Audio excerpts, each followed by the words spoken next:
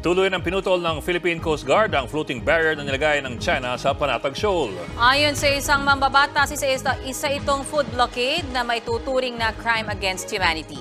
Nasa frontline ng balitang yan si G. Robles. Putuli mo na lang. Gamit ang kutsilyo, pinutol ng mga tauhan ng Philippine Coast Guard ang floating barriers na inilagay ng China sa entrada ng Scarborough na mas kilala rin sa tawag na Bajo de Masinloc o Panatag Shoal.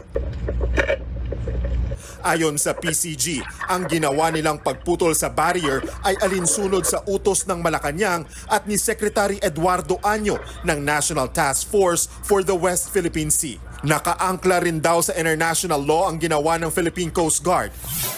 Samantalang ang China na una nang iginiit na alinsunod din sa batas nila ang paglalagay ng floating barrier nitong Biyernes. Sa kuhang ito nga ng PCG, kita ang 3 Chinese rubber boats habang kinakabit ang 300 metro ng floating barrier na katumbas ng 3 football field.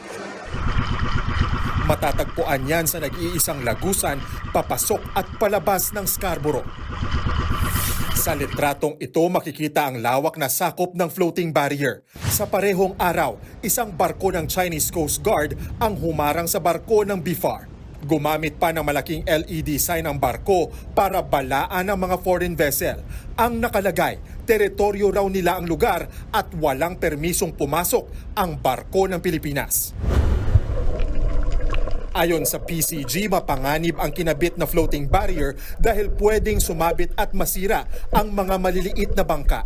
Dahil nga sa harang ay hindi na makapasok ng Bajo de Masinloc ang mga mangingisda. Ang mga sumubok na pumasok naman, mabilis na pinalibutan at itinaboy ng Chinese Coast Guard. So, ang tendency, if you're going to insist in proceeding dun sa shoal, maaaring kainin ng propeller mo yung mga net na nasa ilalim ng floating barrier.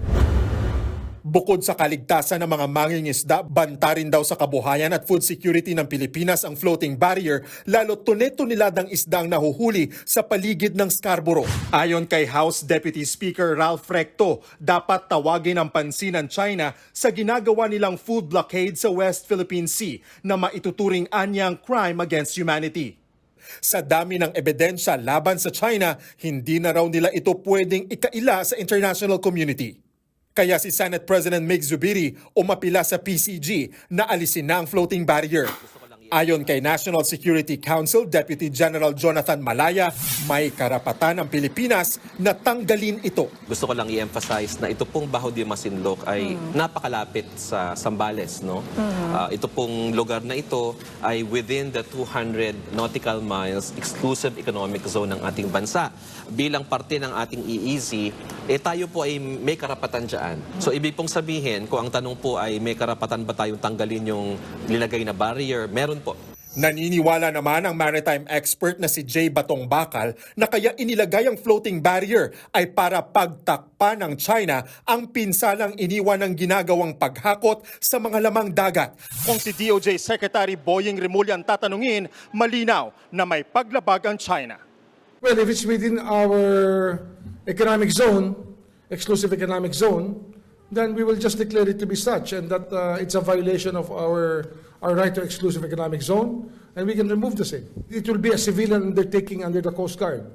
We will not make it a military undertaking.